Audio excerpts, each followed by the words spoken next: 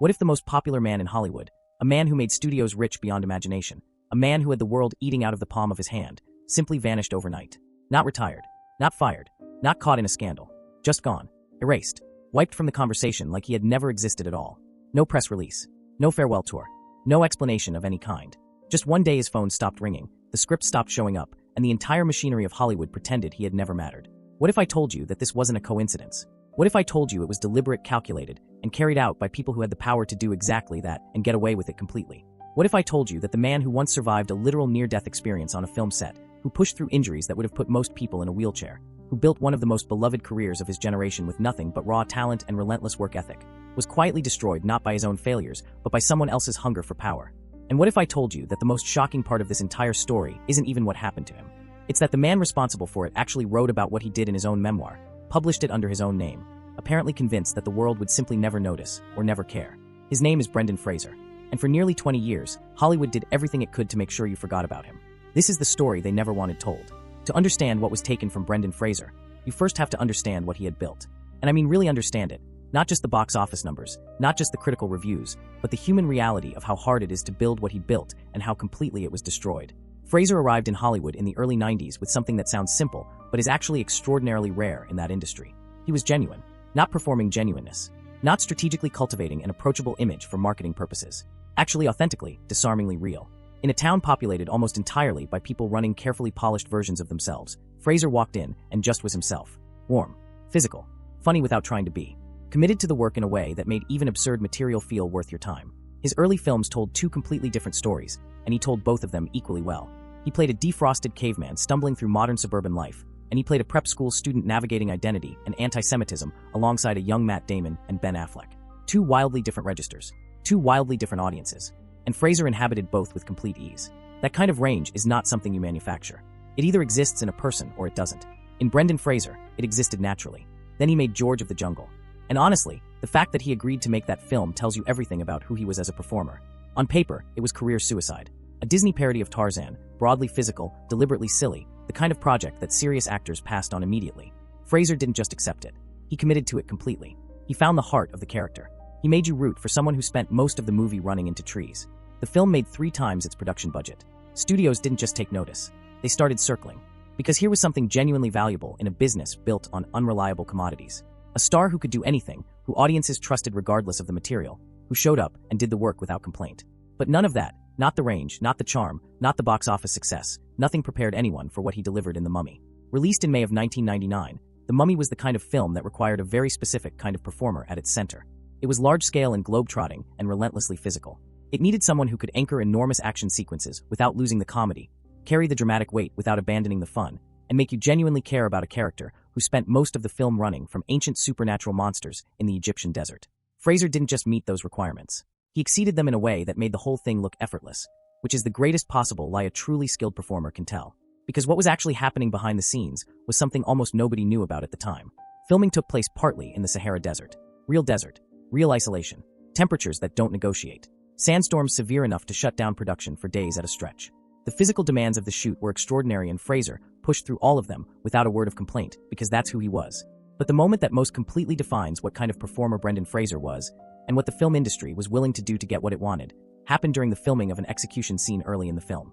The scene required Fraser's character to be hanged. A mock hanging, controlled, with safety measures in place. But the director wanted authenticity. He wanted the tension in Fraser's face to be real. So he asked for another take. And then he asked for the rope to be tightened. Fraser had a feeling in his gut. He knew something was off. But he said yes anyway, because in the world he was operating in, you didn't question the director. You didn't push back. You surrendered yourself to the process, or you risked your entire career. What happened next was not a close call. The rope tightened, the camera rolled, and Brendan Fraser lost consciousness on set. His doctors told him afterward that he had been technically dead for somewhere between 12 and 14 seconds. 12 to 14 seconds. He came back. He finished the film. And when he went on late-night television to promote The Mummy, he turned the entire story into a joke, deflecting with humor, making audiences laugh, never once letting them see how close it had actually been. He protected the production over his own safety. Then he protected his image over his own trauma. That pattern, swallowing the hard things and moving forward, choosing the performance over the honest accounting of what the performance was costing him, would define the next 2 decades of his life in ways he couldn't yet imagine. The Mummy became a global phenomenon. It earned nearly $500 million worldwide on a production budget of roughly $80 million. Brendan Fraser was, by every measurable metric, one of the most bankable stars on the planet. The sequel performed at a similar level. His personal life appeared equally solid. He was married. He had a growing family. From the outside, it was the picture of a life completely intact. But underneath that picture, two things were happening simultaneously that would eventually converge into something devastating. First, the physical toll of those films was becoming irreversible. Every stunt, every physical sequence, every take where he pushed past the boundaries of what a human body is designed to withstand was accumulating into damage that no amount of recovery time could fully undo. He started what he called building an exoskeleton just to get through production days. Ice packs, compression gear, padding hidden beneath his costumes. He was quietly falling apart while the cameras were rolling, and the studio system wasn't particularly concerned because studios don't care about your body. They care about the footage. That dynamic, the expectation that Fraser would give everything and ask for nothing in return, was about to extend far beyond any film set. And second, an encounter was coming. One that would happen at a lunch in Beverly Hills in the summer of 2003, at the absolute peak of his career, that would cost him 20 years of his life. Before we get to that lunch, and we are getting there, you need to understand the organization at the center of what happened next. Because without understanding how that organization worked, and how much power it actually held, what happened to Brendan Fraser looks like bad luck. It wasn't bad luck. It was architecture. The Hollywood Foreign Press Association had existed since 1943. On its face, it was straightforward enough, a group of international journalists based in Los Angeles covering the entertainment industry for non-American media markets. They created their own award ceremony the following year, a small annual dinner that would eventually grow into something called the Golden Globes. For decades, the Globes were treated as a minor event. The Academy Awards were the real prize. The Globes were a warm-up act, a chance for the industry to celebrate itself informally before the serious business of Oscar season began. Then NBC picked up the broadcast rights in the late 80s, and everything changed. Ratings climbed, viewership expanded, and suddenly a Golden Globe nomination wasn't just a footnote in a studio press kit. It was a career-defining moment. A win could translate directly into tens of millions of additional dollars at the box office. The timing of the ceremony, held weeks before Oscar nomination ballots were due, made it the perfect launching platform for an entire awards campaign. Winning a Globe didn't just feel important. It was important. It moved money. And whoever controlled the Golden Globes effectively controlled the momentum of Hollywood itself during the most commercially consequential period of the year. That control sat with approximately 90 journalists. 90 people whose votes could transform a mid-budget film into an awards contender or quietly bury a performance that deserved recognition. 90 people who could be courted, flattered, entertained, and in some cases quietly compensated in ways that were never formally acknowledged. Does a system like that sound designed for fairness? Or does it sound designed for manipulation? Because the manipulation was not subtle, and it was not secret, at least not to anyone paying attention inside the industry. Studios began allocating serious resources specifically to court association members. Publicists staged red carpet appearances to maximize member face time.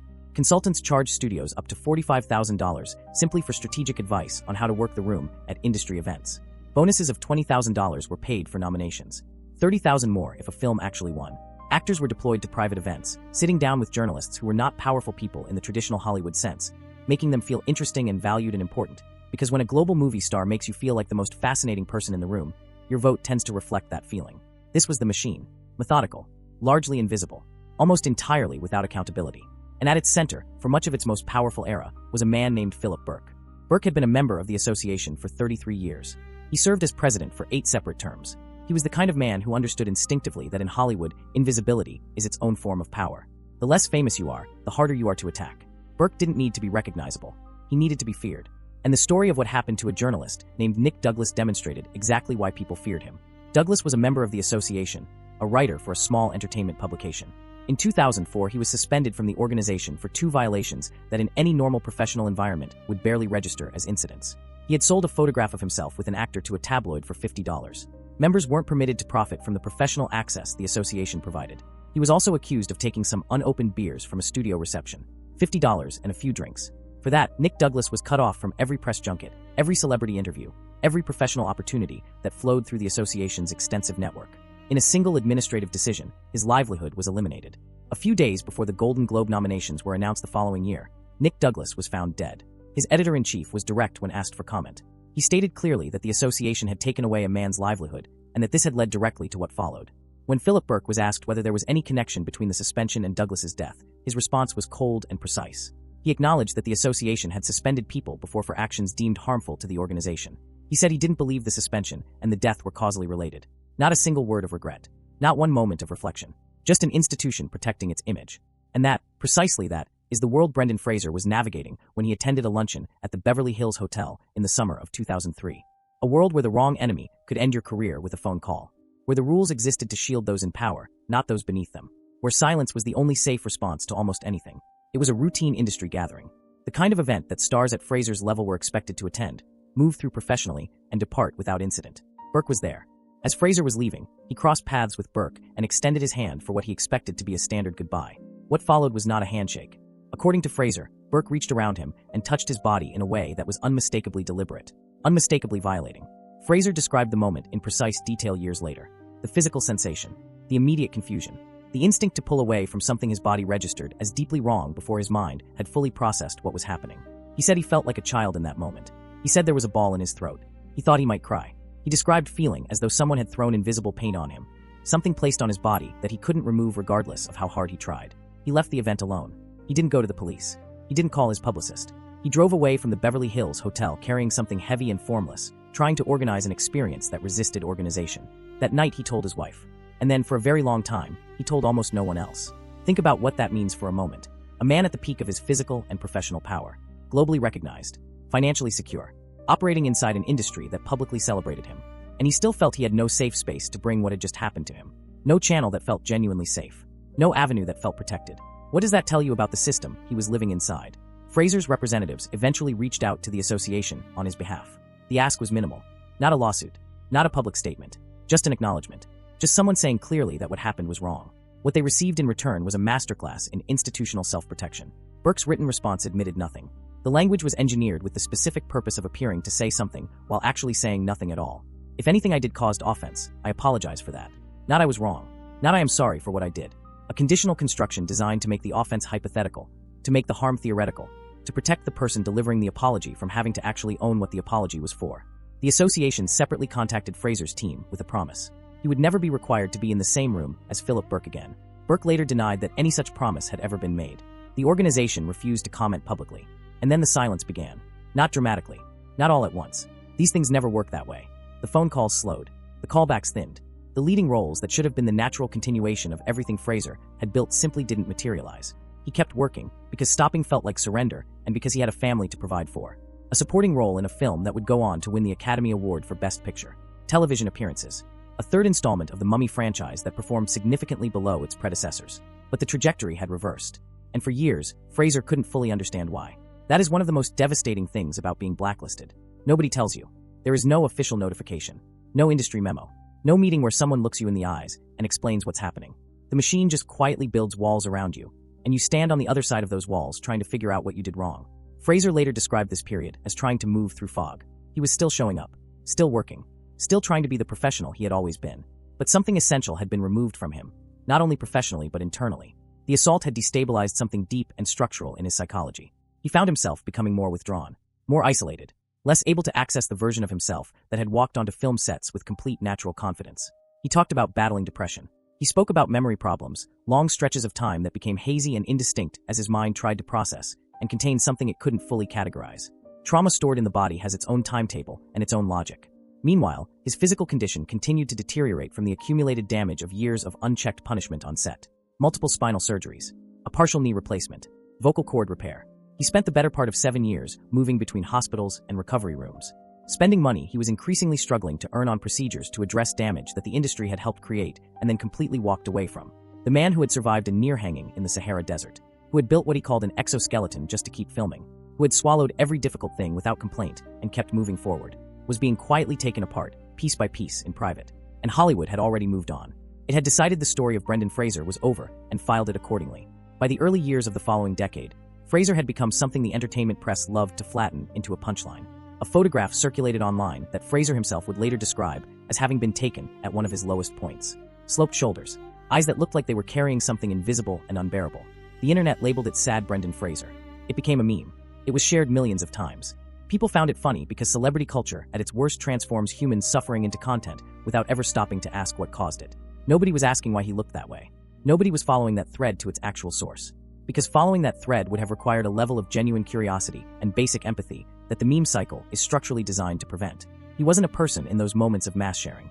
He was an image, a cautionary tale about faded glory, a reminder that Hollywood will use you and discard you. What the people sharing that image didn't know, what almost nobody knew, was exactly who had done the using. And then Philip Burke did something that can only be described as the most staggering act of arrogance in a story that is not short on arrogance. He wrote a memoir. The book was called With Signs and Wonders. And in it, Burke detailed his decades at the helm of the association with a candor that suggested he had never once seriously entertained the possibility that accountability might eventually arrive. He wrote about the organization's inner workings. He addressed various controversies that had attached themselves to his tenure. He was, by multiple accounts, remarkably open for a man whose entire professional power had depended on opacity. And then, almost incomprehensibly, he wrote about Brendan Fraser. Burke framed his version of the 2003 incident as a clarification. He claimed that during the encounter at the luncheon, the subject of a separate rumor had come up, an allegation that Fraser had pinched a female association president at a previous Golden Globe ceremony. Burke's account stated that to demonstrate how minor and easily misinterpreted such physical contact could be, he had reached over and pinched Fraser's bottom. To demonstrate, he touched another person's body without consent and without warning to prove a point about why touching a person's body without consent wasn't a serious act. The circular logic was breathtaking in its obliviousness. Burke wasn't defending himself. He was confessing in print, apparently genuinely unaware that the story he was telling about himself, reaching out and grabbing someone without permission to argue that grabbing someone without permission wasn't meaningful, was not the exoneration he believed it to be. He had admitted it, in his own words, in a published book, under his own name. The problem was timing. When Burke's memoir was published, the cultural and institutional machinery that would eventually force people to reckon seriously with this kind of story simply wasn't yet in place. The book received limited coverage. The passage about Fraser was noted in a handful of entertainment publications and then largely dropped. Burke was not a famous man. His readership was small, and the industry had spent decades training everyone inside it to look away from exactly this category of story when it involved exactly this category of powerful person. Then 2017 arrived, and the Me Too movement brought with it an investigative reckoning that exposed Harvey Weinstein, the same Harvey Weinstein who had spent years cultivating and legitimizing the association, as someone whose predatory behavior had been an open secret inside Hollywood for longer than most people wanted to acknowledge publicly. The reporting broke something open in a way that previous reporting hadn't quite managed to. Survivors who had been silent for years began to speak. The industry's elaborate architecture of silence, complicity, and institutional protection was being examined in public daylight for the first time at real scale. For Brendan Fraser, watching this unfold was deeply personal and deeply complicated. He later spoke about seeing women he knew, people he considered colleagues and friends, standing up and telling their stories with a kind of courage he hadn't yet found in himself. He watched the movement build and felt something shift inside him. Something that had been fixed in place for 15 years began, slowly, to loosen. By 2018, he was ready. In a private conversation with a journalist from GQ, conducted significantly while Fraser was caring for his horse, far removed from the performance spaces of Hollywood, he told the full story for the first time. The luncheon, Burke, the assault, the conditional non-apology, the silence that had followed him for 15 years like a shadow he couldn't leave behind. He spoke quietly, carefully, the way people speak when they have been carrying something for a very long time and are finally cautiously setting it down somewhere they hope is safe. He acknowledged that he couldn't say with absolute certainty that his career's trajectory had been directly shaped by Burke and the association. He recognized that blacklisting is designed to be invisible, that no one announces it to your face. But he described the silence that followed the 2003 encounter as deafening. He chose that word deliberately. In an industry where silence is always a message, deafening is not a description. It's an indictment. He talked about the people who had inspired him to finally speak, deflecting credit toward others as he always had, insisting they had been far more courageous than he was. But the act of telling the truth, naming a powerful man, describing a serious violation, doing it without legal management or publicist control or any guarantee of being believed, that took real courage. After 15 years of carrying it alone, he put it down. Philip Burke's public response was exactly what anyone who had followed his career would have predicted. Fraser's decline, Burke stated, had occurred through no fault of the association. Cold, precise, entirely defensive. But the industry was listening differently now than it had when the book came out. The response to Fraser's interview was immediate. Fans who had grown up watching him understood suddenly and clearly why he had vanished. Colleagues spoke in his support. The entertainment press, the same press that had turned his lowest photographed moment into a mass-shared joke, pivoted almost entirely. The narrative around Brendan Fraser didn't just change. It reversed.